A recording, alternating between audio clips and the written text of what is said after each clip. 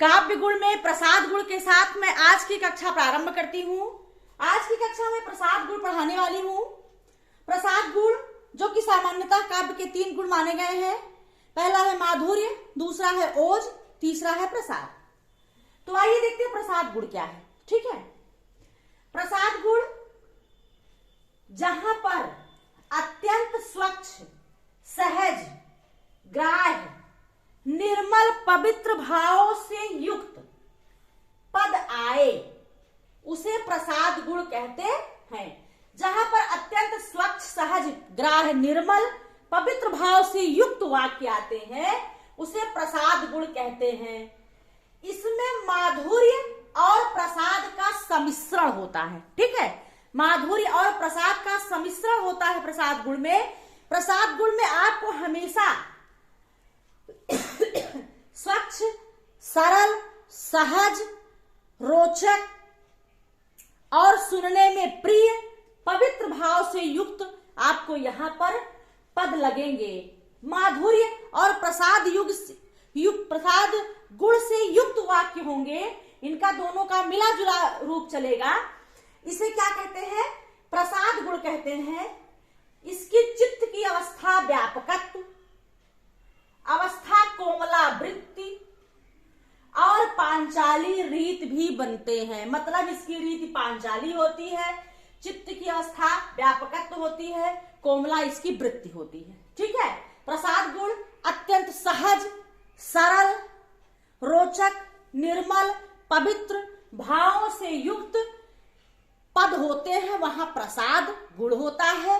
प्रसाद गुण में माधुर्य और प्रसाद दोनों गुणों का सम्मिश्रण होता है और इसमें अद्भुत सहित सभी रसों का सार होता है। ठीक है, अद्भुत सहित सभी रसों का सार होता है प्रसाद गुण में।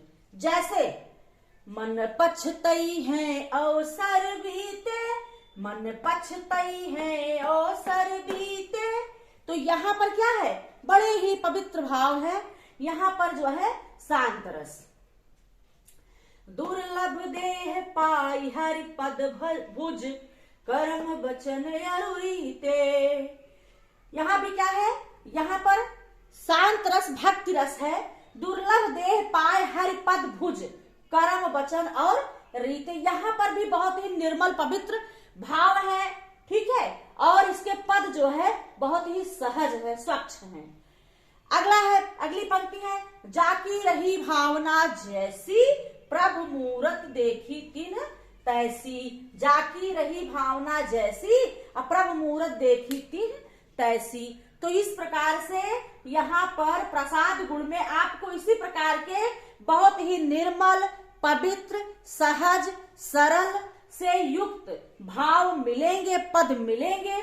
और जहां इस प्रकार के पद रहते हैं इसमें अद्भुत सभी सहित सभी रसों का सार होता है। भक्ति रस मिलेगा आपको, शांत रस मिलेगा, अद्भुत रस मिलेगा। तो इस प्रकार से आपको यहाँ पर प्रसाद गुण लगेंगे।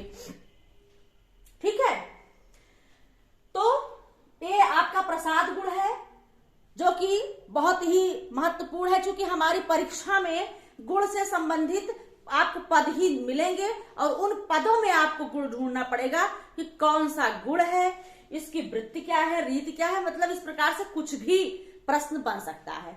तो ये आपके लिए जानना बहुत जरूरी है कि प्रसाद गुण क्या है, उसके पहचानने के क्या तरीके हैं, किस प्रकार के पद मिलेंगे कि उसमें प्रसाद गुण होगा, कि उसमें ओज गुण होगा या माधुर्य गुण होगा। आज की कक्षा में प्रसाद गुण, अगली कक्षा में फिर आपसे मैं मिलती हूँ। तब तक के लिए धन्यवाद।